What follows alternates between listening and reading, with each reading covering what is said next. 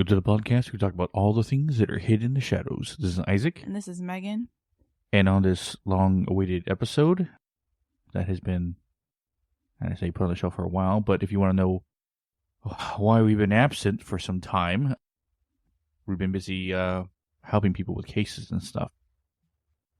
But that's what you get for listening to a podcast that is hosted by two people who have extreme abilities to help people in such situations. So we get called to do a lot of things outside this, and you've heard some testimonials for them. But no, we're back, so we can put this episode out. I know we said in the last episode we were talking about Reed Moon, but I kind of have to put that episode out for now. I'm not going to not do it. It's just I don't have enough information for it. My fault. Dun, dun, dun. Isaac doesn't have enough information. No, but you have way more information. I went down a hole. Like what we're going to talk about today. Because what we're doing is, because this spot has so many different things, they have cryptids, UFO sightings, typical like ghost and paranormal activity, and there's even time warps, phantom hitchhikers, missing people, satanic cults, satanic rituals, animal mutilation, actual murders, criminal activity amongst this little triangle in southeastern Massachusetts. Oh, with an accent, like you go to Transylvania. I don't know. Apparently Massachusetts, yeah. So apparently that's my go-to recently is Transylvanian. But in this, I'm talking about the Bridgewater Triangle. Bridgewater. Oh, yeah, I didn't say the name. Yeah. Bridgewater Triangle, and it is massive. And because it has so many things happening, we are going to split it up into 2 episodes, which it could literally each spot could probably be an episode itself. But we're just going to give you the overview and kind of the little basics of it. And then, trust me, you can go and you'll find deep stories, like intense. So first episode, which is happening right now, is basically the paranormal activity. Well, not paranormal, but like the ghost side of things. Spiritual side. Exactly. Because there is a correlation to Bridgewater Triangle, paranormally wise. Now, part 2 is going to be cryptids, aliens, and stuff like that, because there's also been those sightings there as well. Also famous cryptids in the Bridgewater Triangle that people of Southern Mass know exactly all about it. But there's so much with each kind of typical encounters that's why we do in 2 parts. So second part was going to be all about cryptids and aliens and stuff like that. First part's going to be about the paranormal, which I consider paranormal being ghosts and spirits stuff. There's more than just ghosts and spirits in the paranormal. Top of the list. But I know there's a correlation between Bridgewater Triangle and the haunted update we're going to do at the end of the episode. And we're going to give our theories of why. And after we explain everything throughout the episode, you're going to figure out, well, damn. And I think it's a perspective that only we can give. Well, yeah, I feel like obviously it's because, when anybody with abilities that can feel like the land and I don't say as much as abilities, but energy. Yeah. I think like anybody that can feel it's a place. It's a place we're going to talk about in the haunted update. It's a place. Sorry. Weird thing. So yeah, that is what we're talking about today, and I guess we should get started. Yeah. Yeah. So, the Bridgewater Triangle, just a little overview of what it is. It's in southeastern Massachusetts, like we said, and it is 200 square miles. And some people debate about the actual like diameter, not diameters, but like the outskirts of where it actually starts and begins and stuff like that. But just to give a rough kind of idea is, and most maps and most places that you look at online will show this. But you got Abington to the north, Freetown to the southeast, and Rehoboth to the southwest. And Bridgewater, even though the name is there, it's in the center. So the center of it is the Bridgewater Triangle.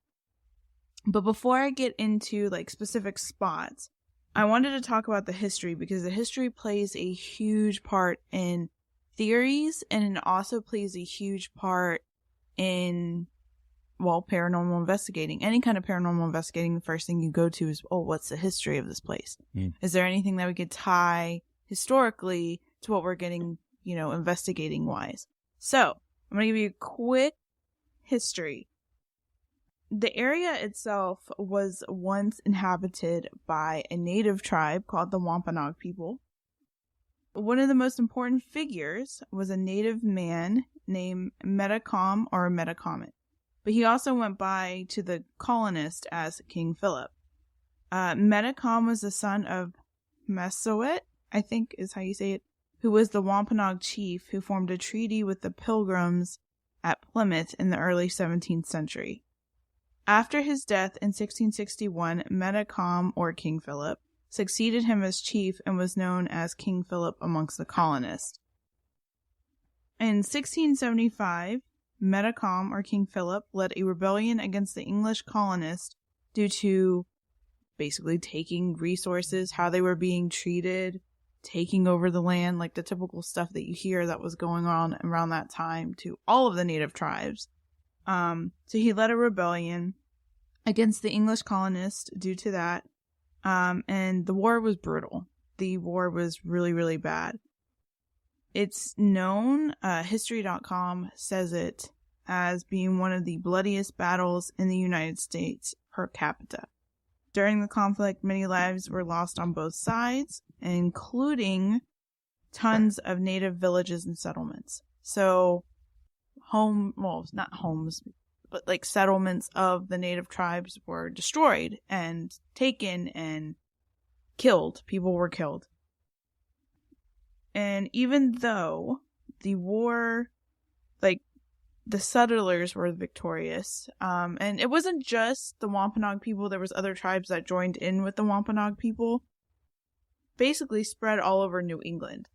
And the colonists were, even though they were defeated, Metacom, or King Philip, was renowned and looked at as being a very powerful hero, essentially, for the people. Now, there's a theory that one of the spots that we're going to talk about here very shortly, called the Hockomock Swamp, one of the theories is that because the Wampanoag people were very spiritual towards the Hockomock Swamp, they believe that because they were so poorly treated that they cursed the land and made it unbearable for settlers to live there afterwards. And the swamp was used, like a lot of swamps even across America were used because they were very familiar with the swamp. They used that as an advantage in the war. They knew the swamp like the back of their hand. And even now, that's why you tend to find military bases around swamps, is because protect us from our enemies. We train in swamps. So, if that makes sense. Well, there's also the legend of the entity that dwells within it, the Hockomock Swamp. I forgot the name of what they called it. I remember listening to a podcast. When you told me about doing this episode, I listened to a few of their podcasts and watched some TikToks on the whole Bridgewater Triangle, because it gets, I guess, overshadowed by all other like famous paranormal sites across America. Like, it should be one that's widely known. All the stuff you ever hear, I have right here, yeah. But the one thing that's interesting about the Hockomock Swamp when it comes to being haunted is what the natives believe, that the entity that was in the Hockomock Swamp, a evil entity that they had a name for, but basically translated to death and disease. Because the Hockomock Swamp, they believe, was called what? The spirit what? Oh, where the spirits dwell. Where the spirits dwell. So, in theory, they believe that was a spiritual place, but that entity of death and disease dwelled within it. And that's one of the articles that I specifically read was that was the thing, is that after the war, the native tribes went to the idea of summoning something. I don't know how proven this is. This was just in a couple articles, but that they used that as more like a spiritual tactic against the colonizers. So, and then also another key point to think about when we going into this is that the reason why the Bridgewater Triangle was kind of like named or known is there is a guy named Loren Coleman who is a cryptozoologist, and he wrote a book that wasn't just on the Bridgewater Triangle. It was a small portion, and it was Mysterious America, and he basically coined the term Bridgewater Triangle, but he was noticing, because he basically was tracking like the cryptid stories and the UFO stories, basically was able to piece together this area that crazy stuff was going on. I mean, crazy. Like, wait. Just wait. Then how did also investigators started going there? Yeah. So then it started probably getting more. And and another thing to understand too is the Bridgewater Triangle, going back to the history, encompasses a large area where Metacom and the Wampanoag people once lived. So that's interesting, I think, because when we do our little theories at the end. Okay, so like we said, we started talking about the Hockomock Swamp, but I'm going to kind of go back to another spot that is in Norton, Massachusetts, which is part of another city within the Bridgewater. How many cities are in the triangle? There's a good amount. Like it's there's a good amount. The ones that normally get talked about because of the 3 points is the Rehoboth, the Abington at the top, and Wait till Freetown. That is a thing. King's Philip's Cave, which is kind of like it's not as intense, I would say, as the rest of the spots that we're going to cover. But the King's Philip Cave is located, like I said, in Norton, Massachusetts, and is definitely one of the lesser known hotspots that paranormal investigators like to come by. Apparently for this spot, what is known is ghost lights, which that's a kind of a overall thing that happens at all of the locations, like phantom lights. And there's a theory to that with like paranormal stuff. There's a theory to that with like swamps in general. And then there's a theory as to what that is cryptid wise. So we'll be talking about that throughout all these episodes. But sounds of drums, residual sounds, even apparitions. There was even like glow of fire, but there's no fire, like almost like so a lot of residual stuff. But the significance of this spot is it's said to be a place where King Philip, or Metacom, the chief, hid during the war. So it was like one of his spots that he hid, and that's why it's called King Philip's Cave. But yeah, so that's pretty much it. It's typical like haunted spot, but it's one of the less. So if you were to investigate Bridgewater Triangle, which is now on our list, King Philip's Cave would be a good place to most likely go to try to communicate with him directly. I would say so.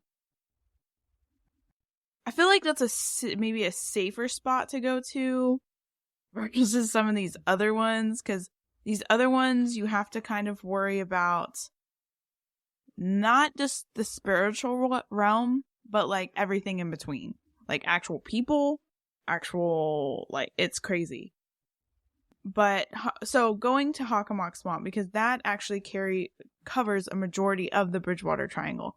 So think of it kind of like, just to give you perspective, I don't think people listening would understand, but it's basically like where we talk about the Croatoan National Forest. You have Pringle Road, you have Patsy's Pond, then if you go like to Havelock, which is like about an hour and a half away, there's the actual Croatoan National Forest, like the actual entrance. So there's a bunch of different entrances to the main thing within multiple cities, if that makes sense. And anyone who's been listening to this podcast since the beginning, in every episode, should religiously, essentially, would know what we're talking about. Yes. Yeah. So it goes, like I said, there's different entry points, different cities. Like I said earlier, the word Hockomock, or what the natives would talk about the swamp, would be where spirits dwell. That's the name. and it was even referred to as the Devil's Swamp.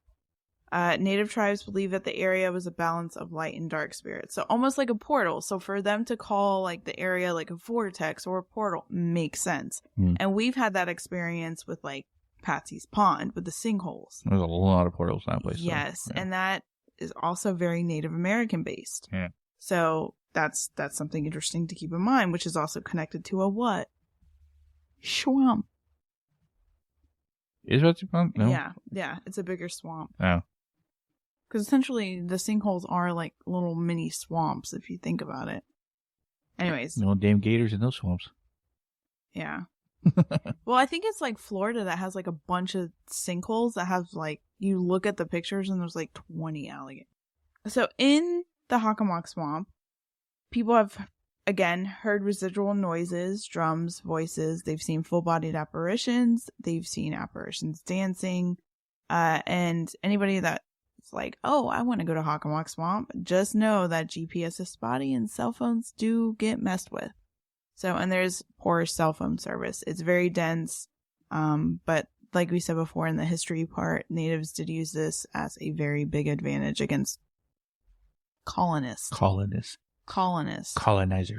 Yeah. But colonist. And that's why they referred to it as a Devil's Swamp, because they had a hard time adjusting to the swamp itself. Another spot. So this is another spot that's not very much talked about. It's called Easton's Mill Road. And I actually got it off an article that talks about a specific place, which is normally when you see like TikToks and stuff like that, it's Hockomock Swamp. It's the Freetown Forest. It's those spots. Well, but spots always people talk about. Yes. Them. Yeah. So this is another one that kind of like King Philip's Cave that's not super well known. But it's Easton Mills Road, and Enterprise News wrote an article going into detail about Easton Mills Road, and this is what it says. So there is a sign marking the site of the 18th century John Seeley sawmill.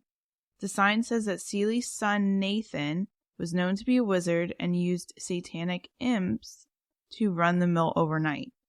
One record of the folk tale behind the sign recounts that it's believed the devil himself visited Nathan and was responsible for giving him satanic imps. I don't know why I find that so funny. That's the way that sounds. Anyways, Bridgewater expert Andrew Lake said that some suspect that the imps were actually Pukwudgies, which is a cryptid we'll talk about in episode 2. But yeah, I thought that was interesting. That would be interesting to, but again, it's so freaking weird. There is so much, granted a lot, like there was a lot of satanic panic is what they called it in the 70s and 80s, where everyone was blaming everything like, oh, it's Satan, and everybody was part of a cult, metalheads cult. Last season of Stranger Things. Yeah. That kind of stuff going on. For this amount, it's crazy. Wait. Okay, so moving on to another spot. Now this, I didn't even know. I've heard about the forest. I've heard about Hockomock Swamp, but I did not hear that. I did not know that there was an asylum that was within the Bridgewater Triangle that was bad. Just like all the other asylums, mistreatment and everything else. But it's called Taunton State Hospital. And it opened in 1854. And like many asylums at the time, it was they used heinous ways to treat the patients. So lobotomies, underwater type drowning situations, where they would almost drown you, like malnourishment, like not treating the patients well, like all of that in the hospital. According to Enterprise News, which was the article that was talking about this, the hospital held many notorious. So apparently the hospital had an Italian-American man named Anthony Santo who had had his mind changed, well, not mind changed, but had started getting hallucinations because he had scarlet fever, and during the time there confessed to murdering 2 of his cousins and a 6-year-old girl by luring them and killing them in the woods. Another notable patient, this is pretty crazy. According to the article, was known as Jolly Jane, and she was a nurse who confessed to at least killing 31 people when she was arrested in 1901. She is known for doing painful experiments on patients, killing her landlord, her foster sister, and 4 elderly members that she was taking care of. Jeez Louise, man. Some apparitions that are talked about or discussed is a man in white on the 3rd floor, elderly man walking along the grass. There's been screams, moans, banging, weird hazes in the buildings and outside, shadows, and there is even, again, with the cults and stuff, apparently there was cult activity amongst the patients and staff, and there's strange markings in the basement of the hospital. Oh, man, this place is just getting better and better for us to go investigate. Yeah. Man. This one, because every state I feel like has a hitchhiker story or like a phantom hitchhiker. Yeah, pick story. up the side of the road. If you don't, something bad's gonna happen to you. Yeah. Yeah. This one is not different. So, it's apparently a red-headed hitchhiker on Route 44. So Route 44 is near the Scionic and Rehoboth border. Apparently, people have reported seeing the hitchhiker for decades, but how it got famous was by a book written by Charles Turek Robinson called The New England Ghost Files, and it basically talked about all the different hauntings and weird ghost stories of Rehoboth. The apparition is said to have a red flannel shirt on, dirty jeans, boots, longish red hair, a big bushy beard, and dark, empty, soulless eyes. So what happens is basically travelers will see him walking down the road. They'll pull over. Sometimes he'll hold his thumb out like to hitchhike. He'll get into the back seat. Even if the front seat is available for him to sit in, he goes to the back seat. And the hitchhiker, past a certain point, will start to giggle. And then it starts going into an uncontrollable laughter to the point where the driver is like, what the hell is going on in my back seat?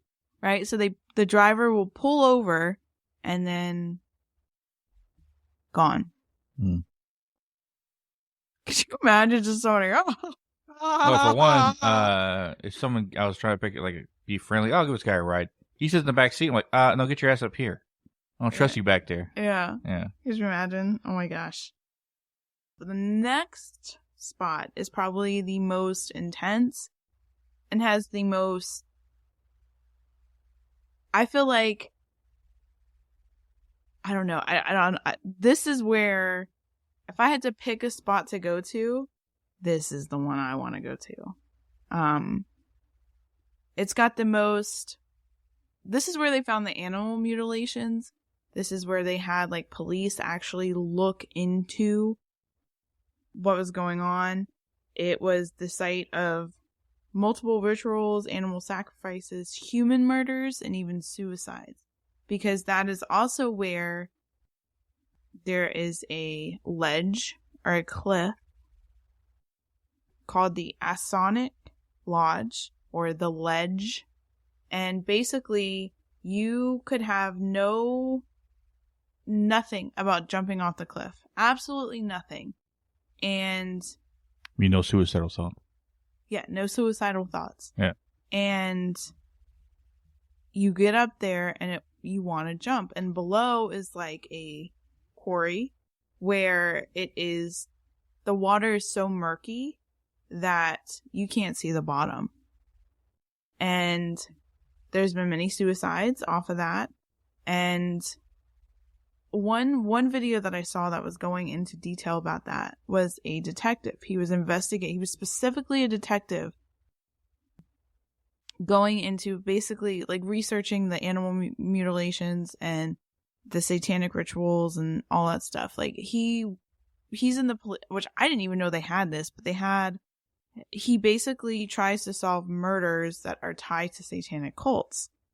And was going up there, to look around, to kind of piece some things together.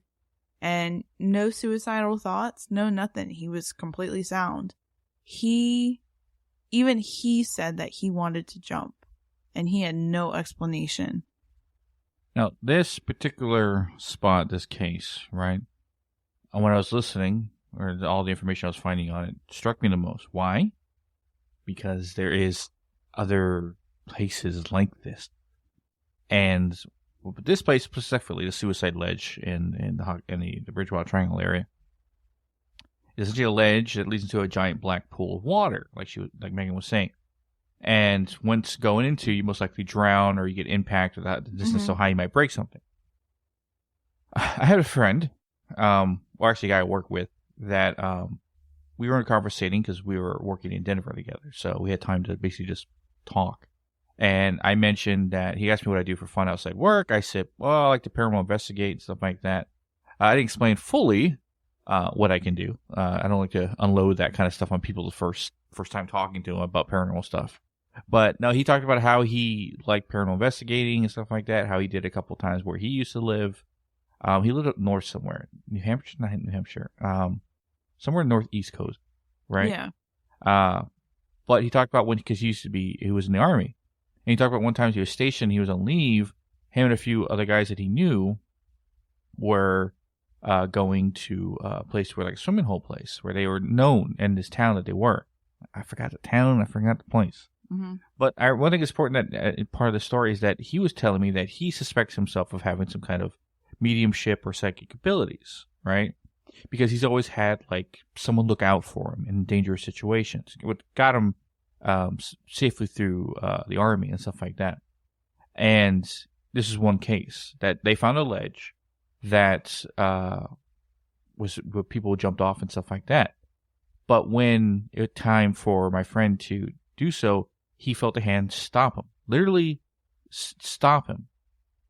And he heard a voice say, no, don't do that. You're going to regret it. Don't do that.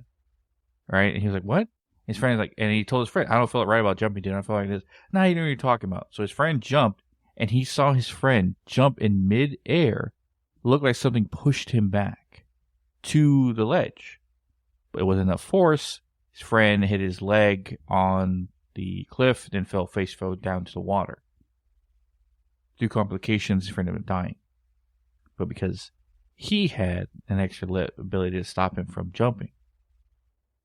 Now, this place, this ledge in Bridgewater Triangle compels people to jump. Mm-hmm. So this place, my friend was kind of like the opposite, but when I heard it, it reminded me of that story. Yeah. Yeah, and there's a bunch of different stories as to kind of like what happened. There was different urban legends kind of up in the air what actually kind of gets you to jump, if it's somebody kind of like pushing you to do it or what. But I thought this was interesting. So unfortunately, in Freetown Forest, it is like a state park. Like you can go and kind of like look around, but there is definitely different remote parts because it goes through 3 different cities. It's the city of Fall River, the Freetown, and then Lakeville. But it's majority in about a third of the town is of Freetown. Sorry, a third of the town in Freetown is the forest. So majority of the forest is kind of like the Croatoan National Forest. It goes over multiple cities. There was some bodies that were found, and this is like actual like murders. So murders that took place. Yeah. So one was in November 1978. There was a lady or a girl named Mary Lou Aruda. She was 15 years old. She was from Rainham, Massachusetts. I should have probably said this before, but a little bit of a disclaimer here. We're going to a little bit of a true crimey thing. So if that kind of stuff is not your tea, or the first time. No, yeah. We've talked about it a few times before. Some it's true crimey stuff, yeah. But she was basically tied to a tree and killed. 1980s. 1980s is basically when the police were alerted by people saying like, hey, You might want to check into this. They think that there's like satanic stuff going on there.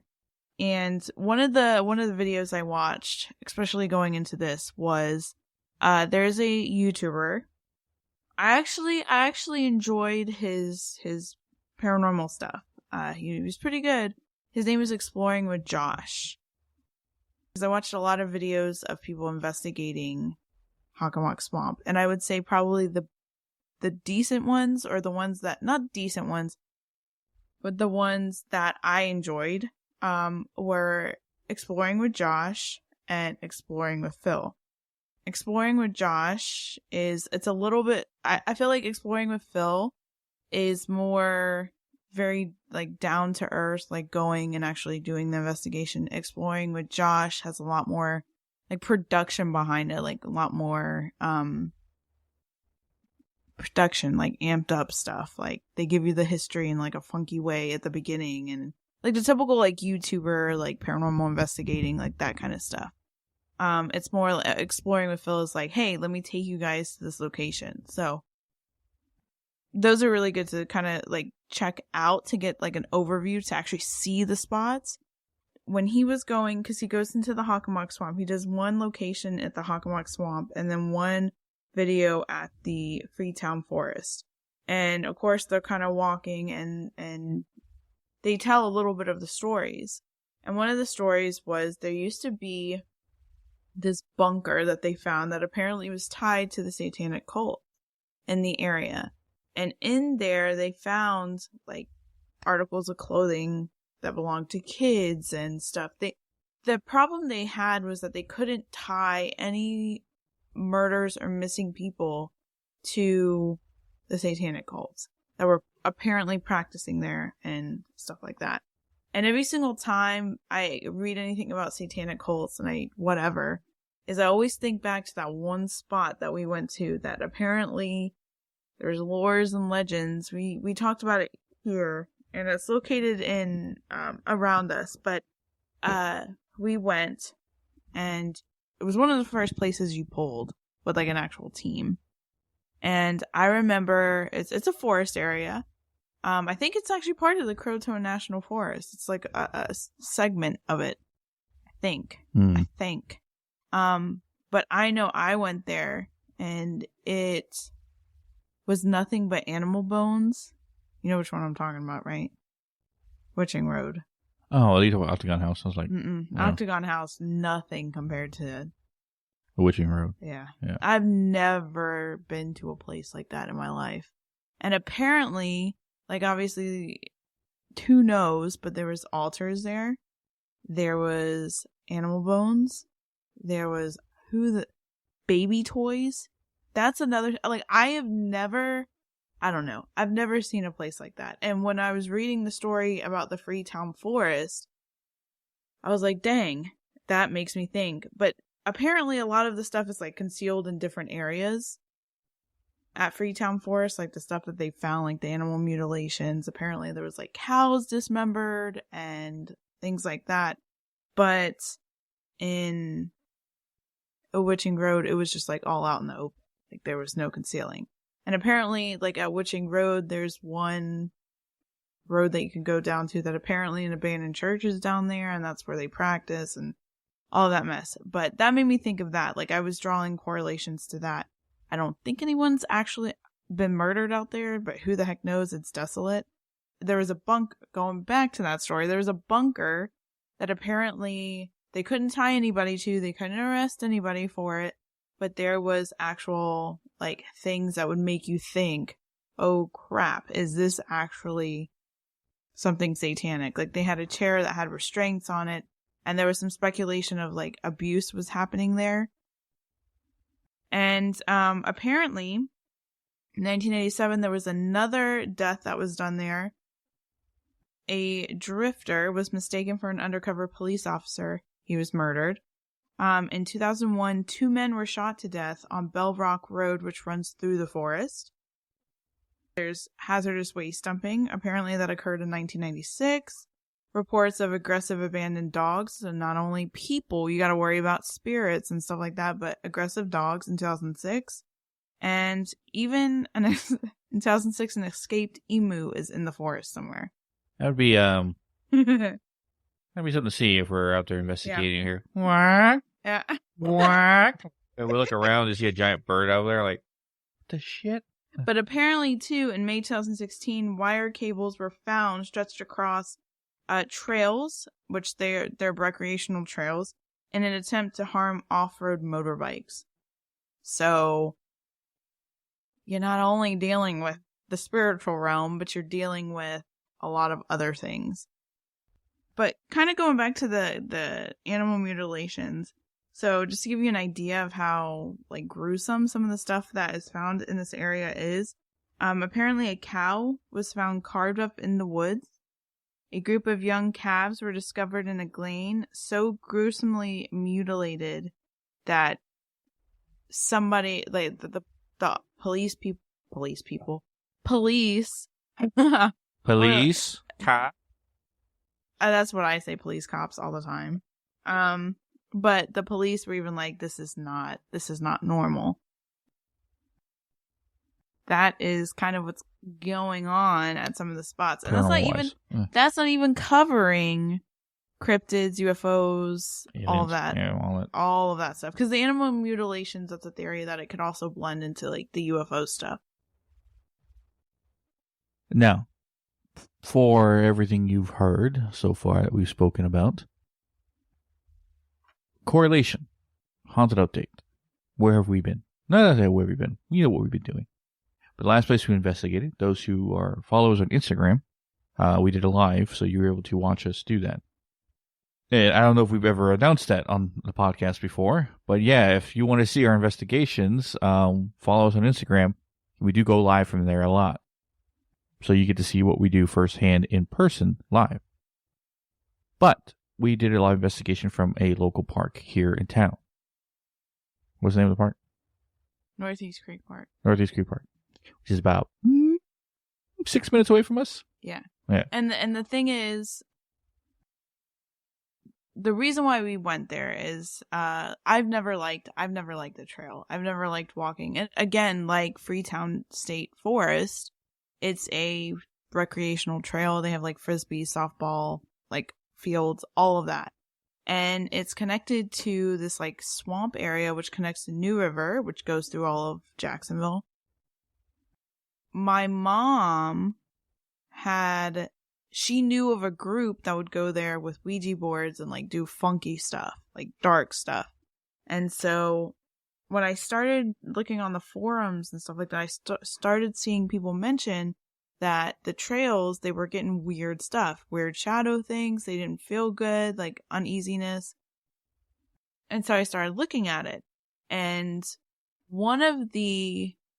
some random person commented on a Facebook post about feeling, this lady was describing her feeling all these things, had said, apparently, I don't know how true this actually is, this is just what the guy is saying, but said that the Native Americans had a settlement along the swamp, the New River, and that basically they were massacred, and they cursed the land, and then the settlement also died out and all died.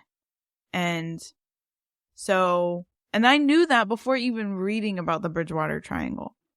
And it's so insane how like everything correlates, because as we were started researching Bridgewater Triangle, I got this insane pull to go to that location.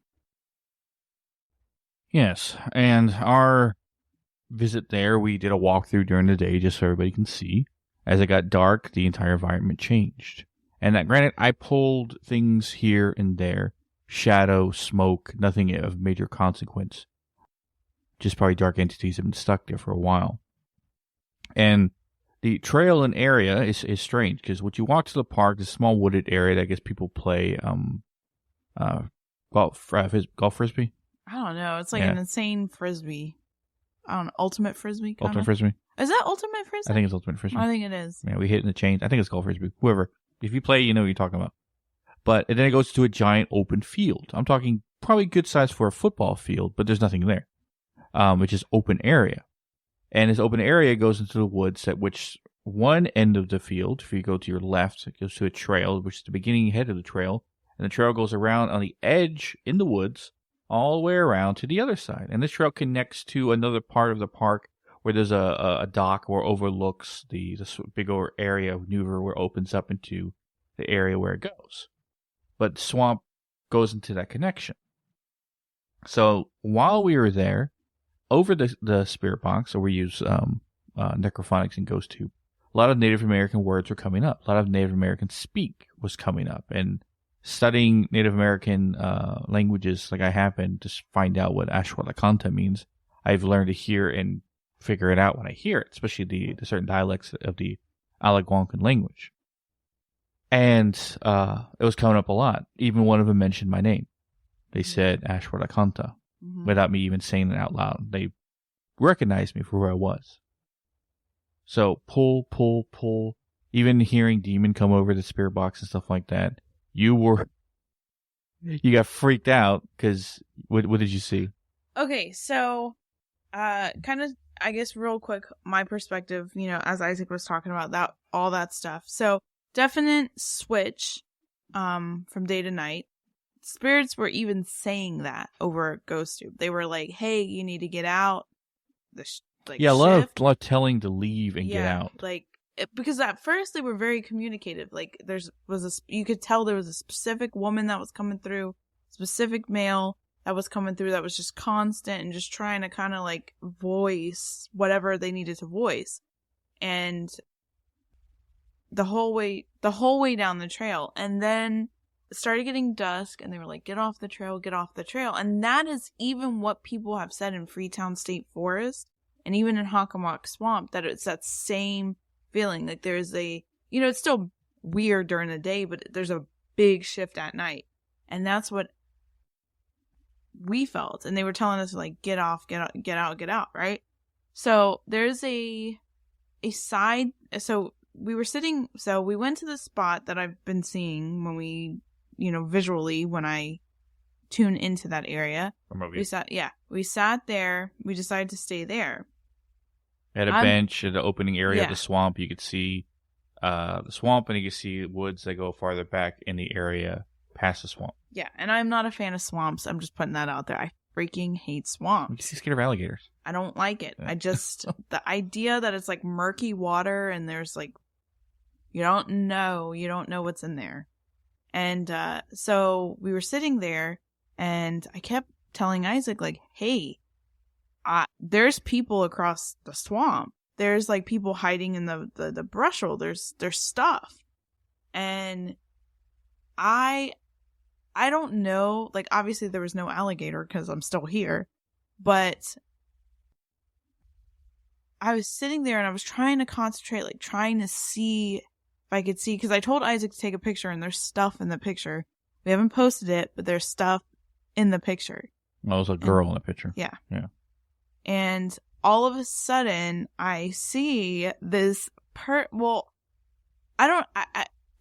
it was so, I couldn't even fathom like what it was.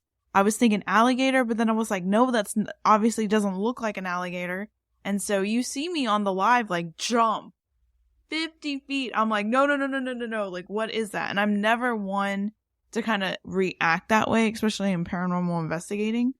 And yeah, it was a girl coming out of the water.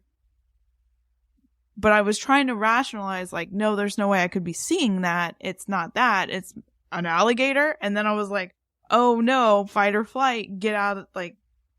But I think there's some other stuff definitely there, because when Isaac was pulling, I was being told, which I don't know why every time we go to a forest this happens, but I was being called back on the trail.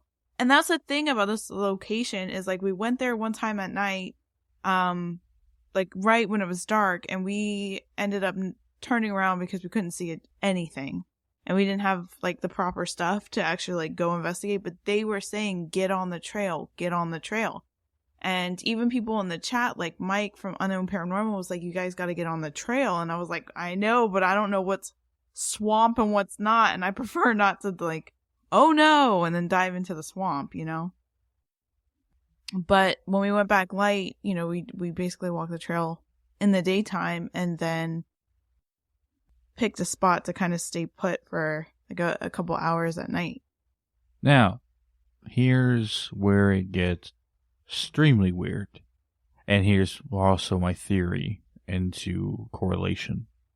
Now, you kept getting messages and stuff like that between a connection between Bridgewater Triangle and this the park in our neighborhood. And now I know why. I always have a theory, and I've been thinking about this for a while now. After Patsy's Pond, and if you ever listen to the episode, we did a haunted update on Patsy's Pond, of how I reached. By the way, if this is your first episode listening to us, I need you to go listen to Shadow Walker episodes 1 through 5 to fully understand everything we're talking about. But just know you're listening to two hosts who have psychic abilities. Well, I'm more shamanistic, you're a psychic, or like anything you've ever heard before. So this is going to get to a part, if it's your first time listening, really in a disbelief area. Anyway, moving on. For those who have listened and know exactly what I'm talking about. In Patsy's Pond, I reached down with my ability into the depths of the sinkholes, and I found that orange orb of negative energy that I pulled out that felt like someone socked me in the gut. From that day on, I always thought, it was a theory, are some places that are so extremely haunted, do they have some kind of primordial evil that's living there that's kind of feeding everything in that area, making that place extremely haunted? So I say Suicide Forest would be an obvious candidate for it, right? But I thought about this place as well. There's so much darkness here. It doesn't make any sense for darkness to be here. Granted, there's been deaths and stuff like that. Native Americans were wiped out, and probably some other histories of things happening in that park, satanic rituals and such. So things were called there. And me taking down a few demons in the area probably speaks to the same truth, because one of them was challenging me through the spirit box. But that's not what we're talking about. I reached through the ground of this place, and specifically the open field area, where nothing grows but grass. No trees whatsoever. And I reached down in there, and it felt like sticking my fingers in mud. But the farther I went down, the more murky it got, and I finally found something. What it was extremely strange. It was a giant metal ball.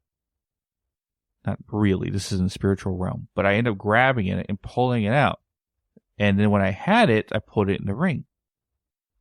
When I went back into the ring to find out what this thing was, right, this big metal ball, I couldn't get inside. Like, ding, ding, ding.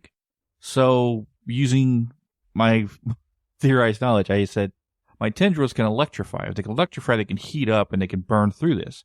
So I used my tendrils to cut through the metal ball casing and opening it. And inside was a Native American man. But he was like glowing orange and red.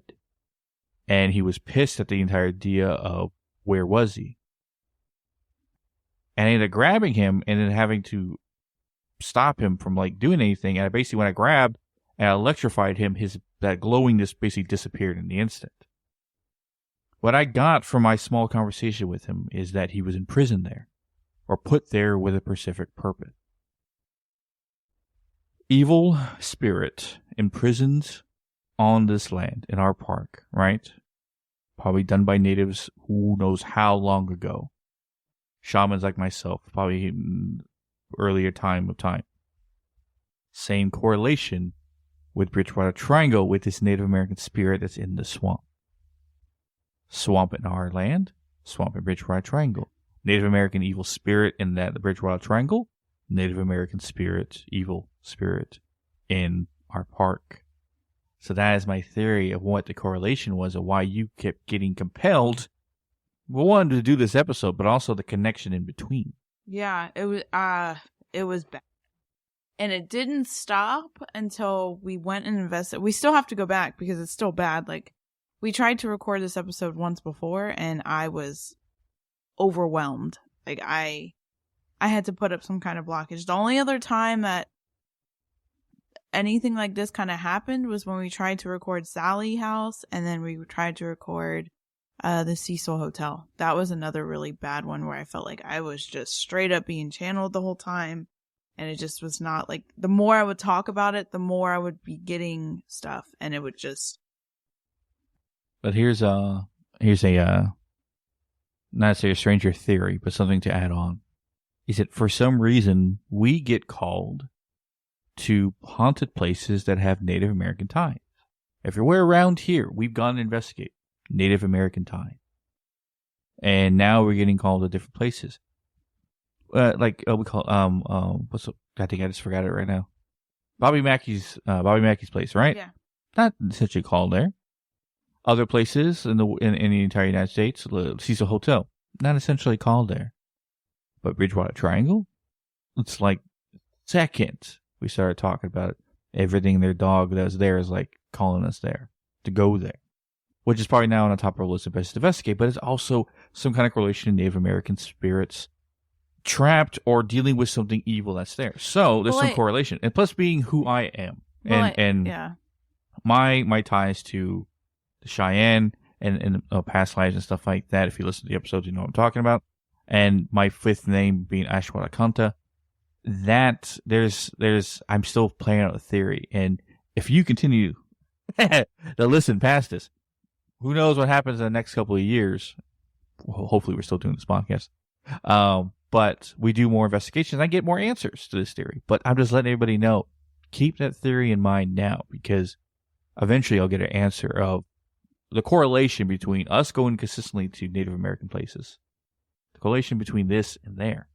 Well, I don't even think that you had talked about the fact too that I think that swamps, I don't know, there's something with underneath swamps. Like, obviously swamps are known for being like a ton of organic matter, huge ecosystems, like huge.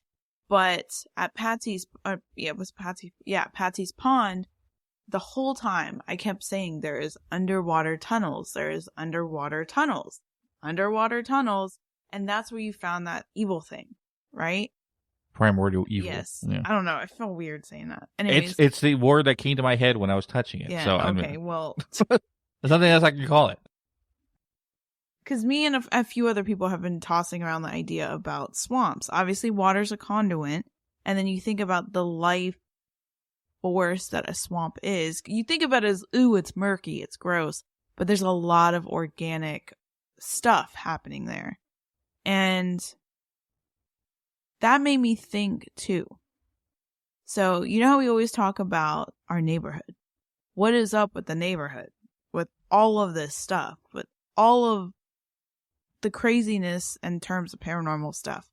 Like, there's a lot of people that complain about like paranormal activity in this area. My mom, consistent, even people that have psychically tuned into the area have said that there is a lot going on in Bryn Mawr. Well, it doesn't help that we're consistently picking fights. Well, yeah. But even when I was a kid, when I like kind of delved into this, but not really. But this area, back a long time ago, was a swamp. That makes me think that there is something more to a swamp than just a baseline conduit for. You didn't find any personal paranormal stories from people who live in the area? No, I mean it's. I'm assuming there's gotta be. Exploring with Josh, like he talks about it. He had more of he actually got chased in one of the episodes. He talks about how he got chased out of I forgot if it was Hockomock Swamp or if it was, I think it was Hockomock Swamp, that he lived in the area and would go there a lot as a kid. Not as a kid, but as like a teenager checking out, because it's known to people that it is like freaky and stuff. Was a light that basically chased them out of the forest. And that's the thing, is a lot of the stories are cryptid based, UFO based, well, not UFO, but the lights and stuff like that. The lights. Yeah, and there's a lot of EVPs, a lot of voices. Any investigators that you see, a lot of times there's voices, there's stuff like that. So, yes. EVPs, that kind of thing. So, if you made it this far after everything crazy we just talked about, I think that wraps up for the paranormal stuff. of the Bridgewater Triangle. But we are not done. Next episode is Bridgewater Triangle Part 2, all about aliens and cryptids. And there is a lot of shit that we're going to talk about. Yeah, there's a lot of stories, too, for that. So, look forward to that episode next time. But, as always, you can catch our social medias at Hidden Shadows Podcast on Instagram, Hidden the Sha 6 on Twitter. What's TikTok? Hidden in the Shadows Podcast, too. All right. Our links to all our social media and all ways you can listen to us at hiddenshadowspodcast.com. But as always, we'll catch your weirdos in the next one. Yes.